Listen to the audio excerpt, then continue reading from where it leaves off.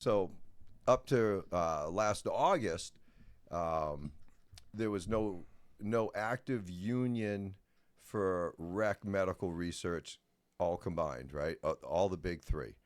There was one going on that was funded by International Association of Machinists and Aerospace Workers, right? That's a big union.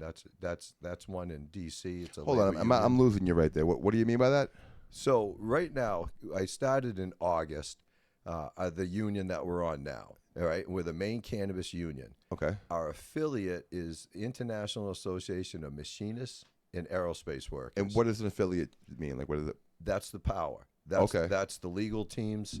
That is Okay. the office in D.C. I got you. And so now, when we go to the State House, we're not just a regular org from the state. And I don't mean to belittle anything, because all the orgs are badass in our state. We now represent collective bargaining agreements. These are recognized in Washington, D.C.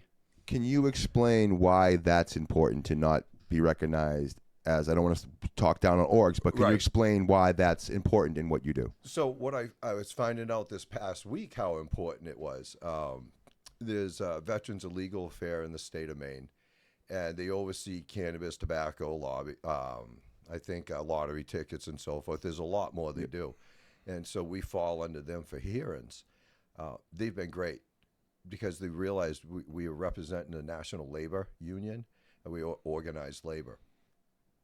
Excuse me. So it's a different ball game than going in there and saying this person's awful or this thing's wrong. Don't do that. We have to protect the jobs. Yeah. It's a whole different ball game. And everybody at the State House on Thursday when I went, we're introducing ourselves to everybody for all the legislation and senators, representatives as well. And, you have a nice talk with the Secretary of State one-on-one, and the Speaker of the House, their head assistant one-on-one. And then you go to the Senate House and talk to the President's assistant, because they're all in session, and setting up, scheduling meetings. And it's different. It's just different now. You're representing jobs, and you're there to make sure that whatever policies don't have a ripple effect on our jobs that we now represent. What are you not here representing right now? Okay. So the one thing, thanks, Mick, I appreciate that. So one of the many hats I wear is I am a city councilor for the city of Sanford in the village of Springville, Maine. And it's the coolest thing I've ever done. But when I go to the State House, under those issues, as in right now, I'm not representing the city. I'm not representing the people that voted for me to speak on the podcast or to go to the State House on cannabis issues. Now, there were some bills at the State House that had nothing to do with cannabis. So after I'm talking to them about Uncle Pete, I'm like, hey, by the way, this is kind of sound bipolar, but I'm one of your really cool city councilors. And every one of them's like, we know exactly who you are, Uncle Pete. You're doing a great job. And I'm like, okay, so we got to talk about a bill to fund a community firefighter, a paramedic, and a bill to just for general assistance. So it's nice. I can wear many hats now, and I love it. I'm trying to even think of a way to paint this picture for anyone that might be listening to this, or like maybe listening in the future to this, on exactly like what it is you do. Because like one day you're a stoner. Yep. And then the next day you hold an office in government. Well, in my city. And yes. I'm a municipality officer. I'm a city councilor. Yeah, that's you're part of the city government. Yeah, it's awesome. Okay. It's just a very unique thing. And you also have your own Uncle Pete. You have Uncle Pete's Relief as well. So you have a cannabis. Can I help you? Yeah, Let me bring you right into my world. Please. I break federal law every day because I'm right. And I accept okay, I accepted that if I have to go to jail, it's me, not my family, because I'm right. We're extending more sunrises and sunsets. Apparently, the city got behind me because I had overwhelming success on the election, that I have a large amount behind me. I had no idea. And so what I do is I separate cannabis from everything else for the city. and just rule on what should be, what's right.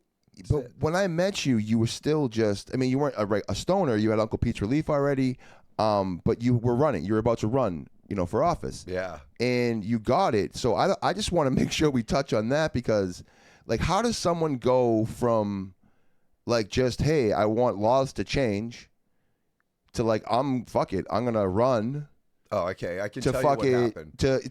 it's a very unique thing. I mean, you know what I mean? Like, there's not a lot of people that have that story, Pete. I don't know if you know that. All right, you guys. You know what I mean? Like, so what happened? I went to City Hall, and at our city, it's really cool. Every they have twice a Tuesdays. First Tuesday and third Tuesday is the month. They have city council public meetings, and they run the city. They treat it like a corporation, and they should. It's multi-billion-dollar corporation. You try to do things right. And so I went, and there was some arguing, and I didn't think that was right. You don't argue in public. And everybody on that panel is awesome. I want to work with every one of them. So no way am I bad-mouthing anybody in my city.